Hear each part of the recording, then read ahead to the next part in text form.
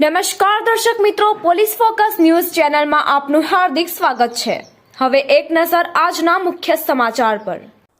PM Modi 24 તારીખે ગુજરાત પહોંચશે અને 25 તારીખે જાહેર સભા, ખાતમુહૂર્ત અને લોકાર્પણ કાર્ય કરશે। જાણો સમગ્ર કાર્યક્રમ। 24મી ફેબ્રુઆરી 2024 શનિવારના રોજ પીએમ ફરી ગુજરાત આવશે। રાત્રે 9:10 કલાકે જામનગર આગમન અને રાત્રિ રોકાણ। 25મીની સવારે 7:35 કલાકે બેટ દ્વારકા પહોંચશે। 7:45 થી 8:15 દરમિયાન બેટ દ્વારકા મંદિરે દર્શન। 8:25 થી 8:45 સિગ્નેચર બ્રિજનું લોકાર્પણ કરશે। 9:30 કલાકે દ્વારકાધીશ મંદિરે દર્શન કરશે।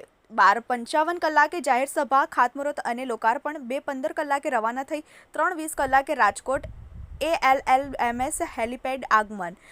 3:30 થી 3:45 રાજકોટ ALMSની મુલાકાત લેશે। 4:45 કલાકે રેસકોર્સ મેદાનમાં જાહેર સભા, ખાતમુહૂર્ત અને લોકાર્પણ કાર્યો। 24મી ફેબ્રુઆરી 2024 શનિવારના રોજ પીએમ ફરી ગુજરાત આવશે। વડાપ્રધાન નરેન્દ્ર મોદી આગામી તારીખ 24-25 ફેબ્રુઆરીએ ફરીથી ગુજરાતની મુલાકાતે છે। તંત્ર દ્વારા તમામ તૈયારીઓનો આખરી ઓપ તેઓ 24મીએ રાત્રે જામનગર પહોંચશે। 25મી તારીખે સવારે બેટ દ્વારકા પહોંચશે। 7:45 થી 8:15 દરમિયાન બેટ દ્વારકા મંદિરમાં પીએમ મોદી દર્શન કરશે। ત્યારબાદ સવારે 8:15 કલાકે સિગ્નેચર બ્રિજનું લોકાર્પણ કરવામાં આવશે। ત્યારબાદ પીએમ મોદી દ્વારકા જવા રવાના થશે। સવારે 9:30 કલાકે દ્વારકાધીશ મંદિરમાં દર્શન કરશે। સાંજે 4:45 કલાકે રાજકોટમાં રેસકોર્સ મેદાનમાં જાહેર સભા।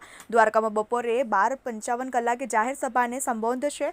ખાતમુહૂર્ત અને લોકાર્પણ કરશે। બપોરે 2:15 કલાકે સભાને સંબોધિત કરશે અને રાજકોટમાં રવાના થશે। 3:30 થી 3:45 રાજકોટ ALLMSની મુલાકાત લેશે। સાંજે 4:45 કલાકે રાજકોટના રેસકોર્સ મેદાનમાં જાહેર સભા સંબોધશે।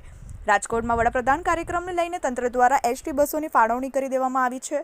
રાજકોટમાં વડાપ્રધાન કાર્યક્રમને લઈને તંત્ર દ્વારા એસટી બસોની ફાળવણી કરી દેવામાં આવી છે। રાજકોટ એસટી વિભાગના મતે કુલ 1400 એસટી બસની ફાળવણી કરવામાં આવી છે। રાજકોટ એ ડિવિઝન દ્વારા 200 એસટી બસની ફાળવણી કરવામાં આવી છે। આ સાથે સ્પષ્ટતા કરવામાં આવી રહી છે કે ગ્રામ્ય વિસ્તારમાં એક જ એસટી બસ જતી હશે તેવા ગ્રામ્ય વિસ્તારમાં બસના રૂટ નહીં કપાય, પરંતુ જ્યાં બસની સુવિધાઓ હશે એવા રૂટ પરથી જ બસ કંટ્રોલ કરવામાં આવશે। મિત્રો, આવા જ અવનવા સમાચાર જાણવા માટે અમારી ચેનલને લાઈક કરો, સબસ્ક્રાઇબ કરો અને બેલ આઇકોન પર પ્રેસ કરો, જેથી અમારી ન્યૂઝની બધી જ અપડેટ આપને મળતી રહે।